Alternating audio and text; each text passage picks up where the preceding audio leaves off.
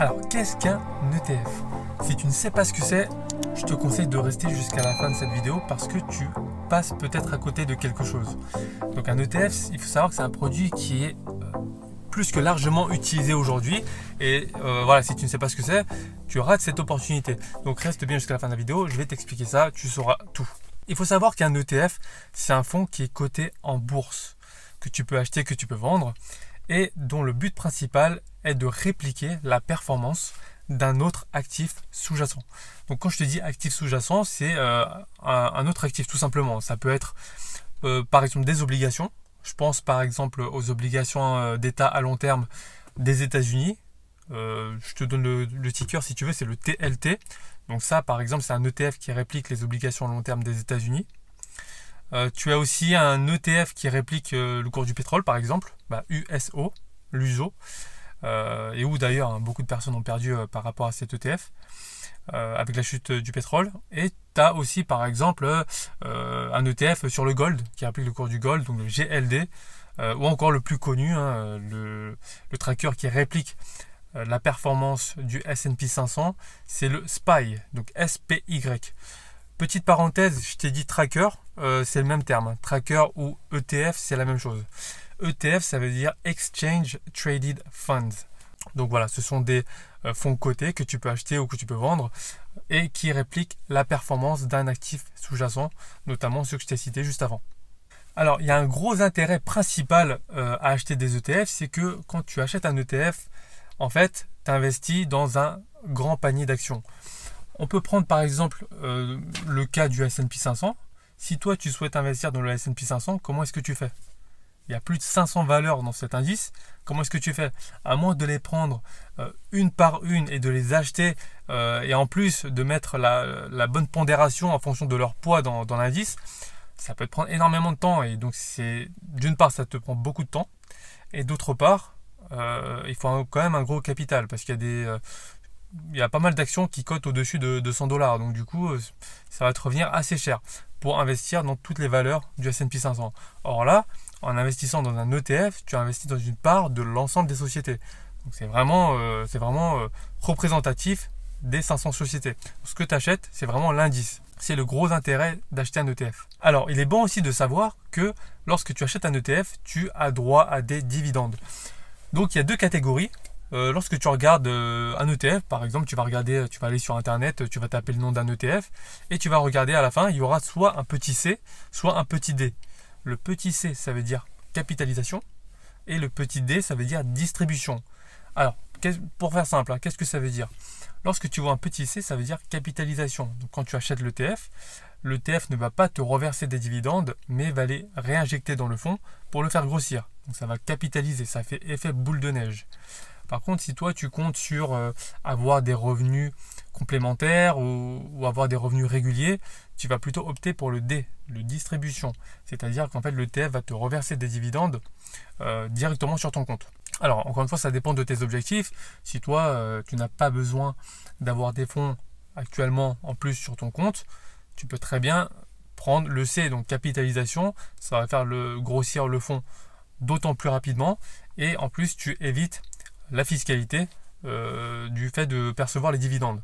Donc je trouve ça dommage, si tu n'as pas besoin d'avoir des revenus complémentaires, de prendre le D, c'est-à-dire percevoir des dividendes pour les réinjecter dans le fonds par la suite. Je trouve ça dommage. Donc voilà, en fonction de tes objectifs, choisis bien le fonds et regarde bien s'il y a le C et le D. Donc tu choisis en fonction de tes projets. Autre point important à noter sur les ETF, c'est que les ETF adoptent une gestion passive. Alors qu'est-ce que ça veut dire gestion passive contrairement à la gestion active? La gestion passive, en fait, le but du fonds, le but du gérant du fonds, c'est vraiment de répliquer la performance de l'actif sous-jacent de la manière la plus fidèle possible. À la différence de la gestion active où le gérant va essayer de surperformer l'indice de référence. Par exemple, tu prends un ETF sur le S&P 500, je te reprends l'exemple par rapport à cet indice. Et bien le but du gérant, c'est vraiment de reproduire avec le moins d'écart possible la performance du S&P 500. Donc ça, c'est de la gestion purement passive.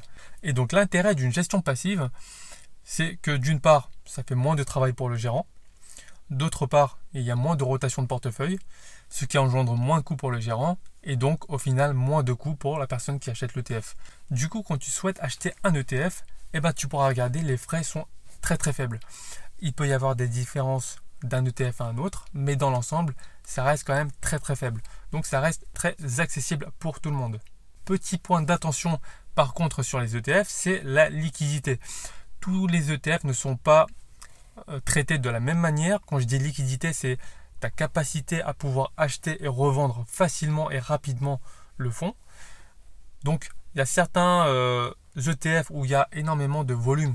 Donc il y a énormément d'échanges. Donc on dit que l'ETF est très liquide, c'est-à-dire que si tu souhaites l'acheter, tu peux l'acheter très rapidement. Si tu souhaites le vendre, tu peux également t'en débarrasser très rapidement. Il y a d'autres ETF où il y a beaucoup moins de volume, donc moins d'échanges. Et donc si toi, aujourd'hui, tu veux revendre l'ETF, ça va prendre plus de temps, ça va être plus compliqué. Il y aura des gros écarts il y aura des gros écarts entre les prix d'achat et les prix de vente.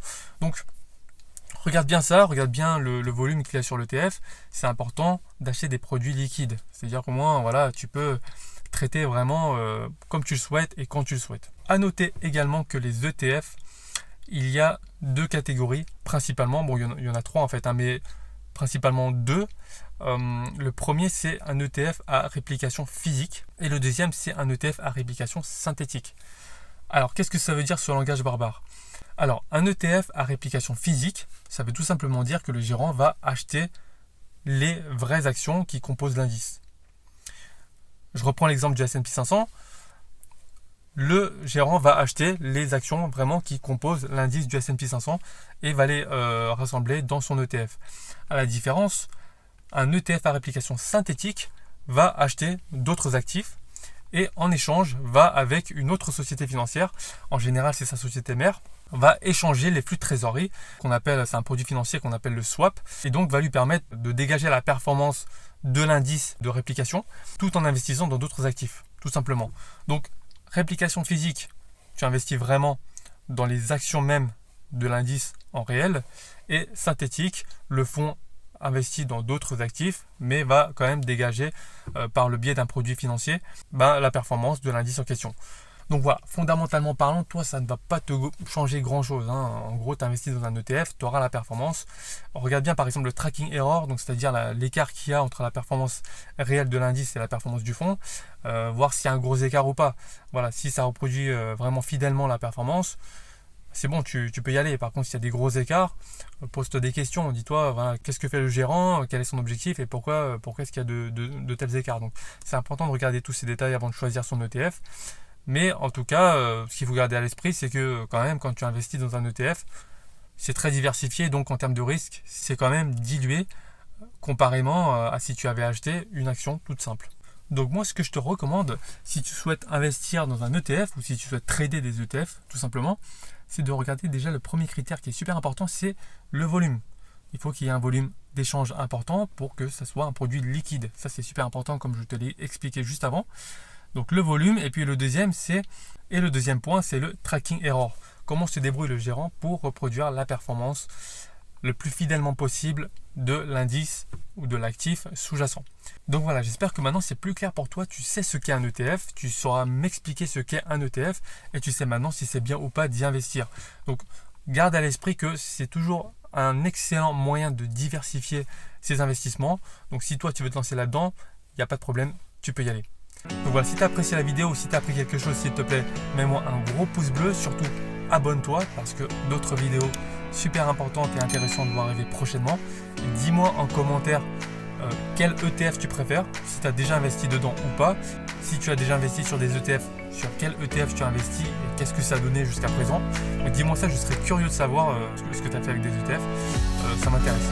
Et sinon, quant à moi, je te dis à la prochaine. Ciao.